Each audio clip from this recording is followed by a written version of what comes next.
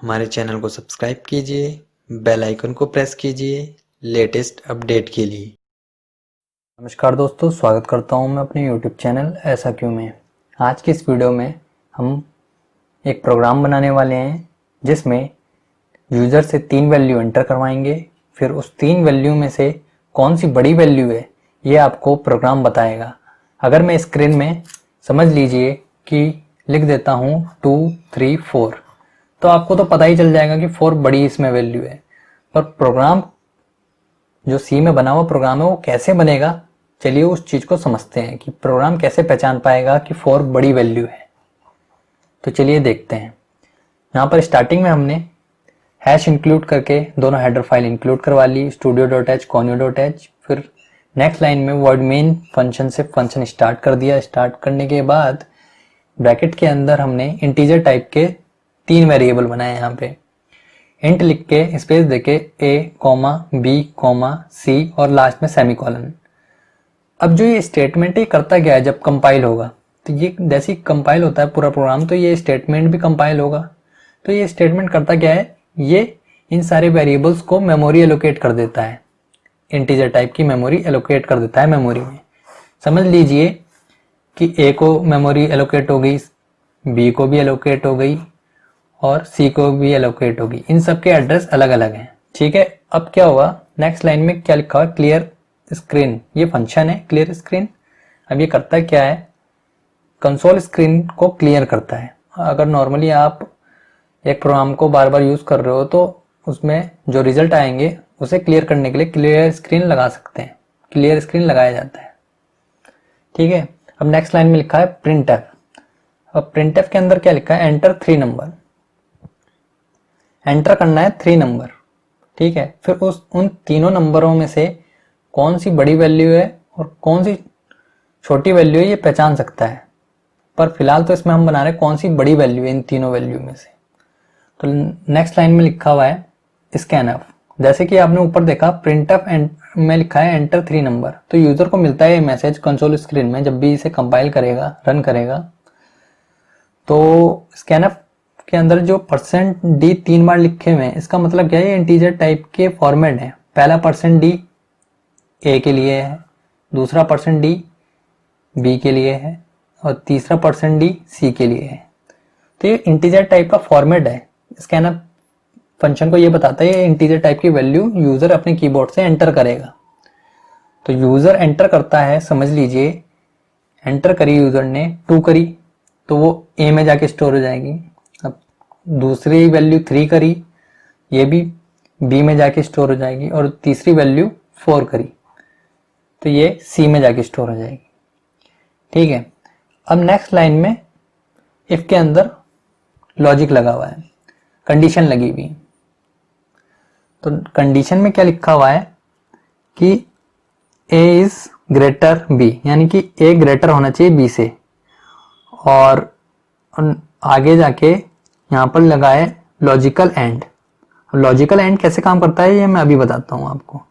पहले इसके आगे देख लेते हैं। ब्रैकेट के अंदर लिखा है a is greater than c, c से भी वही ग्रेटर होना चाहिए तभी इसके नीचे वाला कंडीशन ट्रू होगी।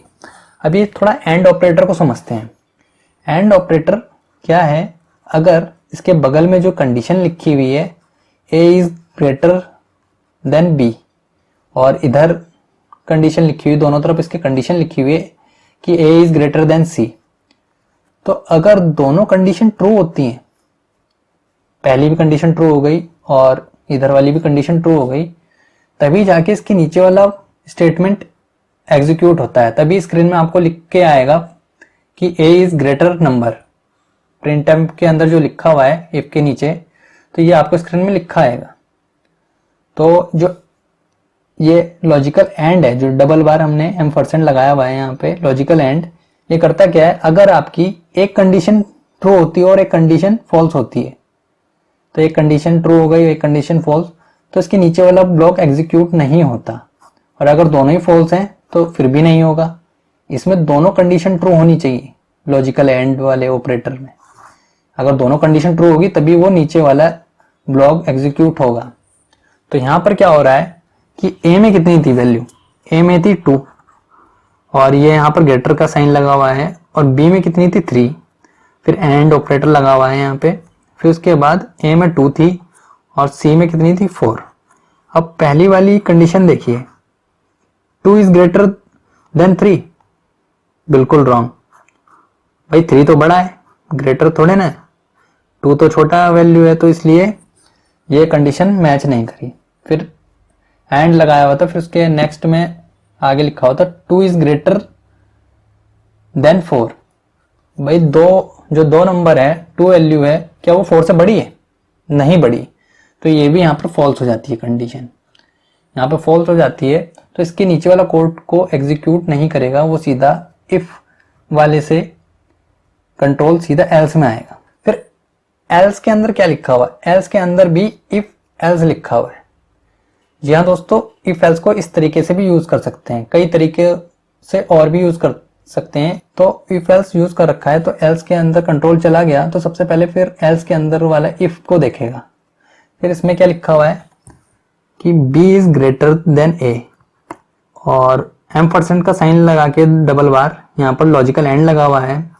फिर यहाँ लिखा हुआ b is greater than c। अब b के अंदर कितनी वैल्यू है? b के अंदर 3 और ग्रेटर देन लगा हुआ है, और a के अंदर 2, फिर लॉजिकल एंड लगा हुआ है। फिर उसके बाद क्या है?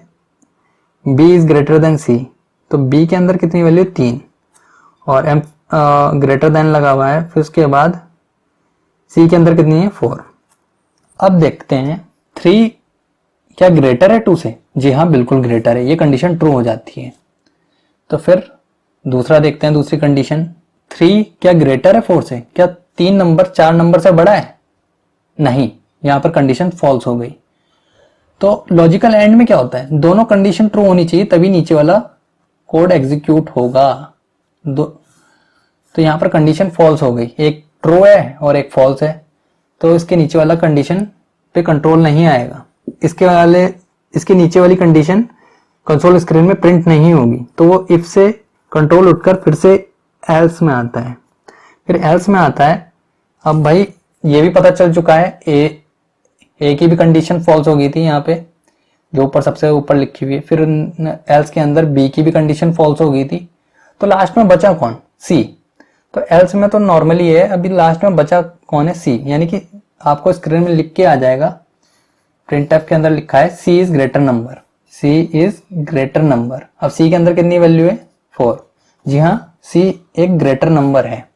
अगर यूजर अपने कीबोर्ड से एंटर करता 4 3 2, तो 4 ए में सेव हो जाता और 3 बी में सेव हो जाता और सी में 2। तो इसमें क्या होता? इसमें इफ वाली कंडीशन में क्या होता कि स्टार्टिंग में ही देखता कि ए में कितनी है?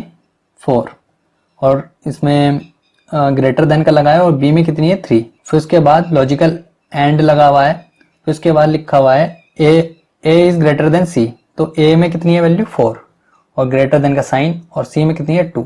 तो यहाँ पर पहली वाली कंडीशन ट्रू हो गई क्योंकि 4 3 से बड़ा है। और फिर एंड लॉजिकल एंड लगाया, फिर उसके आगे देखते हैं 4 इज ग्रेटर देन 2। जी हाँ, 4 नंबर 2 से बड़ा है, तो ये दोनों कंडीशन ट्रू हो जाती है।